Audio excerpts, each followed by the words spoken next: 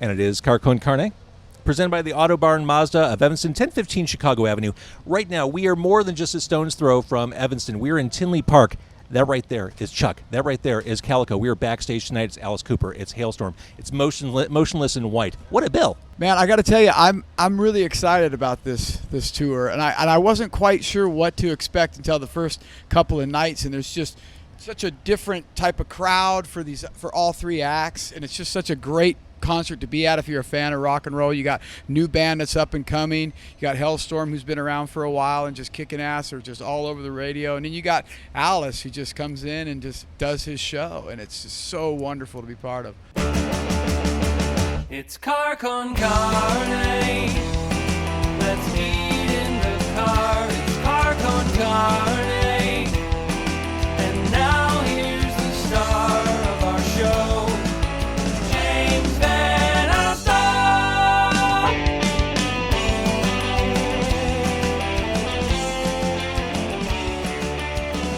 So I want to talk about the Alice Cooper show, the Alice Cooper experience, the Alice Cooper dad. But I also want to talk about your band. Are we allowed to talk about your band? Oh, you are more than welcome to talk about our band. Yeah. I didn't know if that was in violation of, what the boss wants. No. Break the rules, Actually, bro. You have never met anybody that's more supportive than he is. If we didn't talk about the band, he'd be mad. All right, so the band is Beasto Blanco. That's when you're not doing what you do with Alice Cooper. You've got Beasto Blanco. You just put out an album like a month or two ago. Yeah. Mm-hmm. It is We Are. That's right. It's funny. When I listen to your music, I think I want to be able to draw a line to Alice Cooper's music, especially the music that I've heard in the 21st century. Is it important to not sound like Alice's music when you work on this band? Well, I don't think we intentionally try to sound like anybody. I mean, I'm a product of rock and roll. I mean, I've been listening to it my whole entire life, so you're going to hear influences, and most of those influences are what shaped me as a musician and as an artist. So the thing is, what's so great about the last record that we just released, We Are, is that you're really hearing the growth and continuation of what Beasto Blanco is. I mean, we've got Calico, who's kind of coming into her own and her character and what she's about vocally, and you'll hear a lot more of her on the album, and it's just really starting to fine-tune itself. Well, and speaking of Calico and you, I think what makes the band interesting and memorable is that vocal interplay. Exactly. Between the two of you, that male-female dynamic. Hey, if it worked for Sonny and Cher, it should work for us. In fact, if you like Sonny and Cher, you're going to love Beasto Blanco. I love it. I think there's a straight line. I feel like if they had kept going, this is what it would have turned into. So the video... So is that why you've been... No, I won't say it. There's a video... Bad skiing joke. Go. There's a video for The Seeker, which is awesome. And tell me about The Seeker, because that's kind of like the gateway drug to the new album. Directed by Calico Cooper. Talk about The Seeker. Well, I love the song. When they said that was going to be the single, I just sort of went, okay, so how... I want it to be a narrative video. Nobody takes the time to really do that anymore. It's right. like the idea is a lot of like flash, flash, flash, and it's like we're seeing a bunch of images. But like I remember being a kid, and like he said, he's a product of rock and roll. I'm a product of theatrics. I'm a product of a story and taking time to tell a story. And yeah, it takes a couple extra minutes to think like, well, what do I see here? And I knew it was going to be difficult, and it was going to be a hard sell to get people to, work a little extra harder to tell my twisted Western story. But no, really, I was driving through the desert home from my parents' house in Phoenix into LA, and I was playing The Seeker, and I just kept seeing this girl just running through the desert. And I was like, all right, well, why is she running? And then I was like, and if it's me, and I just saw her without shoes on, but like she didn't even feel it. You know what I mean? And then why? So, The Seeker was born, and I always shoot for, not just the moon, I shoot for Uranus. And Galaxy. As you should. And I usually hit like about Saturn. So my idea was, okay, forget budget, forget everything. I want to make a Tarantino Western, battle star throwdown, like a huge thing, right? And I pretty much stuck to my guns and, ended up doing it for a reasonable amount of money, and everybody did 87 jobs. And when I saw the first cut of it, I was almost like I couldn't watch it because I put so much into it. She called me and said, you watch it, let me know how it is. Yeah, I get that. I put too much into it. I knew I was in too deep because he goes, well, it's a new cut of the video. And I go, cool, watch it. Let me know how it goes. He was like, really? I'm like, yep, no. I made her watch it. 87 of those jobs, 86 of them she did. I mean, not only did she direct it, she was there, she was starring in it. She did the costumes, she found the locations. She, people were like, what do we get for catering? She's figuring that out as well. So I was really proud of her that day. She just really knocked it out of the park. And like she said, she really did stick to her guns. And there was a time limit. We had this place from, the location was like, what was it, 12 hours or something like that? Exactly. The wheels down, wheels up, 12 hours to make a Western. And the last shot was done, 30 minutes before time's up. And we get in the car to drive away. And I just kind of looked at her and I go, did we get it all? And she goes, we did. We did. We got everything on that shot list. So it was cool. Another song I really like on the album is Down, which is, Yeah, one of my when favorites. you listen to the album, I mean, these are big, pounding riffs. It's fun music. Down's more down-tempo. Yeah. It takes a different turn. Well, hey, man, it's about taking you on a journey. I mean, we can write more than one style of music, and that's what I love the most about Beasto Blanco is you never know what you're going to get from song to song. You go from The Seeker to Solitary Rave to Ready to Go to, Perception of Me, and then Down. It's like it's just like a 1-2 punch, and then the uppercut right there knocks you out. I think lyrically that song is phenomenal. I love the pace of it. I love the story, and what I love most about that tune too is like everybody. Not that everybody was really involved in it musically, but they were really involved in my performance vocally. Calico was there every single day that every instrument was being tracked. So if I remember correctly, we really kind of spent some time vocally because I was trying to find out where I wanted it to sit. Yeah. And I was singing it all these different ways, and at one point that was when we sort of had a little bit of a I realized I've got these people who have my back, and they're all saying no, you can do that better, or you should do it this way, try it this way, because we want this to be successful. They knew that we had something special with that tune. You mentioned Ready to Go. Yeah. It sounds to me like something you open up your set with. Yeah, we have. Okay. We have, yeah. Seems yeah. kind of like a no-brainer. It is. Yeah, but again, with the dynamic of a Beasto set, much like a Beasto record, it's like you really don't know what's going to happen. And because, we come out of the gate so hard and so strong, and it's like a visual assault. And what I love the most is looking down at the crowd and, people are looking this way, this way, this way, this way, Yeah, and there's very few phones out, which I love for the first song. It's like, and then all of a sudden they go, I would get this on Instagram. Yeah, people are in the moment. Yeah, for once. I love that. We really do get them in the moment to put their phones down. I think there's one of my favorite shows we've ever done was on one of those cruises, the Monsters of Rock cruise, and there was a photographer there, and he's one of the best in the business. And every time I see him, I laugh because this was him taking pictures of us.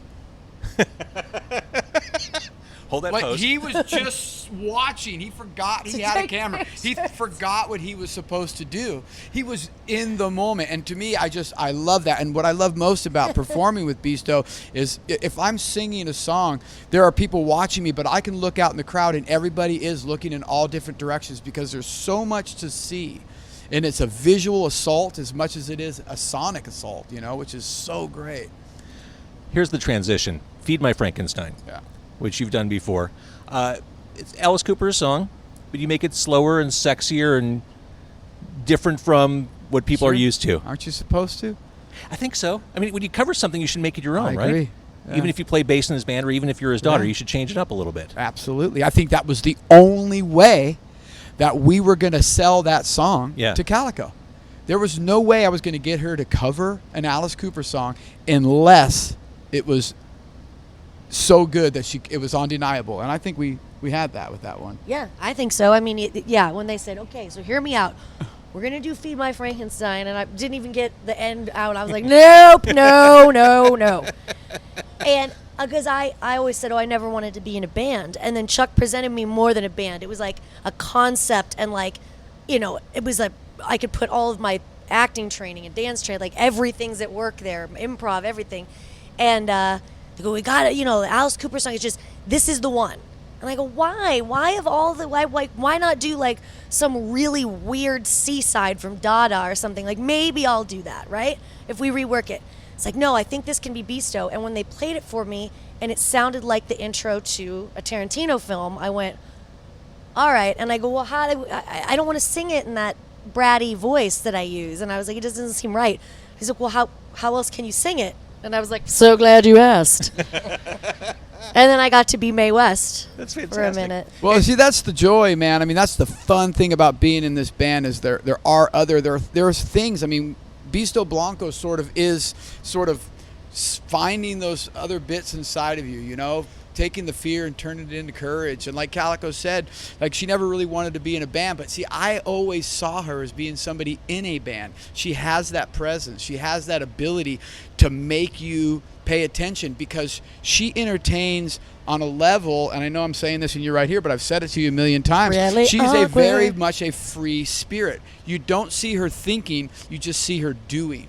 And vocally, I think you kind of found your voice with Feed My Frankenstein a little bit. I think you found the courage to sing, and that sort of catapulted us into what is now we are with songs like Perception of Me and Solitary Rave and her vocal part and We Got This. I mean, it's like she's really coming to her own. Yeah, and Perception of Me has that bluesy vibe to it. Yeah. Oh, yeah. And I didn't know that I could even do it. You know, they were like, you know, wish list at the end. Their lyric is, let me hear you say my name. And it's like in a Lizzie Hale, you know, register. And I go, I don't know. I could try. And they were like, okay, go ahead. And I was like, okay. And I did it. And then I remember looking up at the screen and they were in there. They were like, I'm like, yeah, we had to listen to it over and over again. I was so proud of myself. I consistently am. Every time it goes on without a hitch, I'm like Jim from The Office. Like, anyway.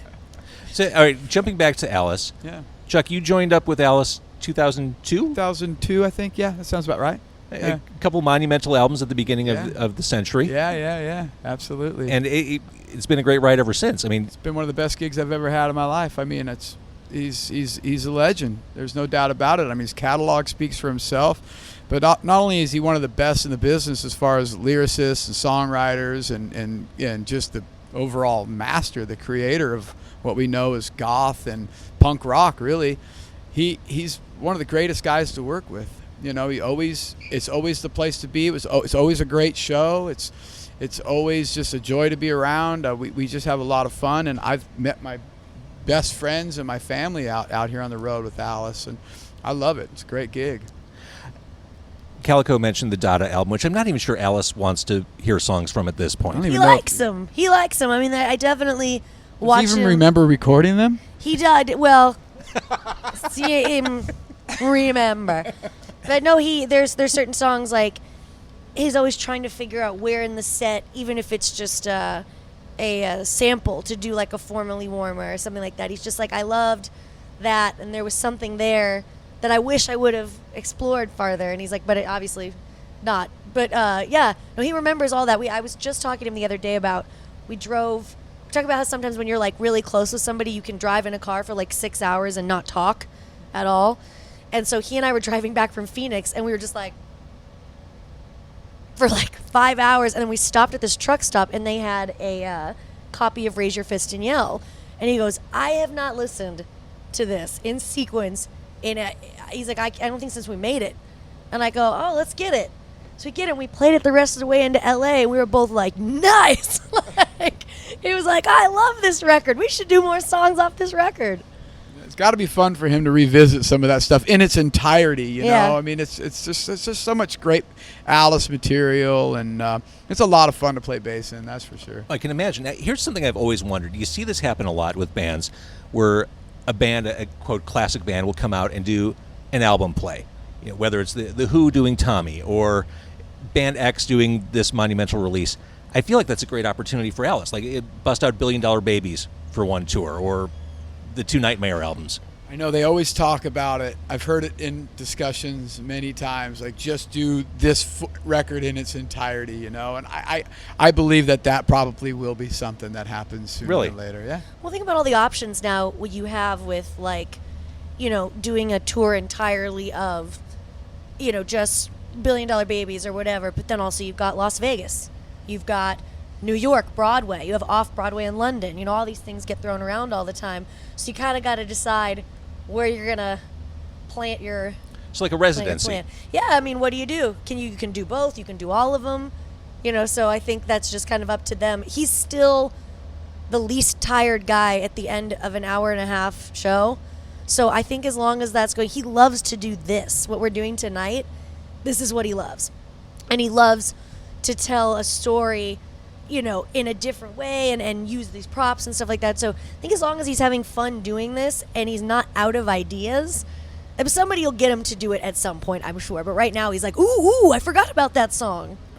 Here's what I love about seeing an Alice Cooper show, and I don't miss Alice Cooper when the show rolls through town. Alice never does that kind of concert pandering. It's never, what's going on in Chicago? Oh, no. Let's hear you on the lawn. He is Alice Cooper. It is, from the second those curtains pull back, it is the Alice Cooper experience from start to finish. One of the things I love the most about our show is that exact thing. It's something that I have brought over to Beasto. Less talk, more action. Let's just give them what they want, and that is a show. Yeah. Drummers hate it. I love it. I think it's brilliant because I think everything you have to say, you can say within the music and the production, and that's something that I've learned. I've always been a guy where I tell Calico this and the guys in my band. It's like I've been here for 16 years, but I've also been a guy that's paying attention. Eyes are wide open. Ears are when we're building a new show, and I see how Alice works, and I see how Shep works, and I see how the band we put this whole thing together. I see how Calico develops her character and what she's doing. It's like you learn from all of that, and we now put it into Beasto to make sure that we're using those elements that are successful, to build a show that's going to make people continue to talk about it and continue to come back, because it's important. It's important for us because we love what we do so much, and we appreciate the fans so much that they come out. We want to give them their money's worth. They've driven a long ways. We've driven a long ways. Let's make this sucker count. And Calico, I'm sure you've answered this before, probably dozens of times, but what would you say your biggest learning from Dad is as far as being in show business, being in this environment, finding your own voice? I think I'm hoping that it's genetic, or else we're both just crazy, which is also possible. I watched how to live as your character on stage and fully commit. Like you said, I'm not thinking about anything other than, it's almost like a shark. Like I have my eye on one thing, and it looks really predatory and cool, but then the minute that, not only off stage, the minute I turn my back on the audience, I'm like, but that's the thing, is I feel like the more confident you are in yourself, the farther left you can go, and really like be comfortable being still, or just like lifting your finger and controlling a crowd. He never works too hard. Hardest working man in show business, but never works too hard. You don't see him floundering around trying to get you to like him. He's just doing what he does best. Yeah. You know what I mean? And so when I started doing Beasto, I was like, it was really hard to hear people go, "Oh, you're so much like your dad on stage." I was like, "Ugh." I love him, but that's him. And so I started finding little caveats that really made it different. You know what I mean? Like I started owning my sexuality a little bit, rather than being like, well, I want to be seen as like a serious like chick singer. And I was like, well, why can't I be a serious chick singer and also have you go gah? So let's do that. I'm good at that. I think Nurse Rosetta made us go gah a couple times. Oh, did she? Well, see, that was an accident because I was like trying to be mean. But yeah, so now my mom is doing the show full time. I'm just literally out here visiting. I'm doing a film in Chicago. So just happened to be here for this tete-a-tete. I love that. I love that you said that. All right, before I let you go, before you get absorbed back into the Alice Cooper collective, favorite Alice Cooper song? Now, maybe for you, Chuck, a song you're not used to playing on tour. Oh, man. Favorite Alice Cooper song? I know. That is a real tough one. You act like it's like you have a favorite kid. Yeah. Well, I mean, look, I will say that songs that we don't get a chance to play that often, and there are two songs in particular that I really enjoy listening to, and one of them that is now in the set. So the one that I really enjoy, and I'm a little selfish, I guess, because it's got the bass intro, which is Unfinished Suite. I love that song. And My Stars. You're playing My Stars. Yeah. Wow. Maybe. Who knows? I don't know. Are we? Don't look at me, man. I don't work here anymore. That's it's what in I the set. love about seeing Alice Cooper. You get the big songs, you get your $1 billion babies, you get your Schools Out, but there are always those deep pulls where you're like, oh, Hey he's man, playing and you that. see those couple people just lose their minds when we play. The set I really love this year. It's fun. It goes by quickly. It's chocked full of stuff that's unexpected. So it's really cool. Calico. I'd have to say mine is Pain. The lyrics of Pain is the coolest. I think, remember, I was a teenager when I first heard it, and I remember thinking that first time ever that's when my dad was cool. That song's dark. Yeah, well, I'm a little dark, you know what I mean? And like hey, it's fun. They said about comedians, man, we're the darkest people. And we're like, hey, oh. But no, I loved that. I remember hearing it as like a really like grungy teenager that was like way into like, you know, Stone Temple Pilots and like these are like real lyrics about real things. And then I heard Pain and I was like, oh man, that's intense. And that kind of set me off on my own like behind the scenes journey of like figuring out what this was all about. Because I joined the show when I was 19. So this was about like 17. I was like, this is interesting to me. And so I remember I listened on a family road trip. I had my little Discman. And I listened to From the Inside, which I found in the garage. But Which I didn't has want one to of the greatest admit. album covers in Oh, vinyl that's history. fantastic. And one of the best comic book adaptations. Oh, yeah. Marvel Premiere number 50. Yeah? It's a great, I mean, but what I loved about it, too, was I didn't want him to see I was listening to it. Because that's too teenagery to be like, I really liked what you did. So I took it from the garage, and I was like, and I remember listening to it and being like, and that was what would start Beasto. You know, the way my brain works for Beasto is I would listen to it and I would see everything materialize. I would see exactly, and I go, oh man, this must be genetic, because I go, yep, I got it. All right, so Beasto Blanco, the new album is out. It is streamable. It is obtainable in physical form, and it rocks. Thank you. That's Thank you. great. We'll have Solitary Raves going to be released here shortly. Excellent. Single and a video follow up. So really excited about that one.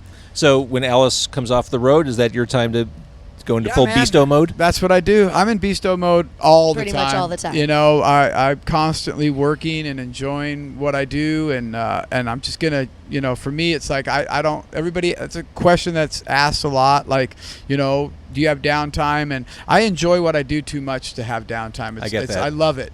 And I always say, man, just as long as I have a guitar or a bass around my neck, or I'm on stage with Alice, or I look next to Calico and she's got the CO2 gun and she's just going nuts, I'm the happiest guy on earth. I've got two of the best jobs in the world, man, and I'm loving it. I love it. Calico, Chuck, thank you very much. Thank you so much. Calico and Carne, presented by the Autobarn Mazda of Evanston. We are in Tinley Park. If you're watching this video, come out. It is a gorgeous night. It's like the first nice night we've had in the Chicago area in like a week. It's gorgeous out. Alice Cooper, Hailstorm, Motionless in White. That right there, that's a rock show right there. All right, thanks everybody. Thanks. Bye.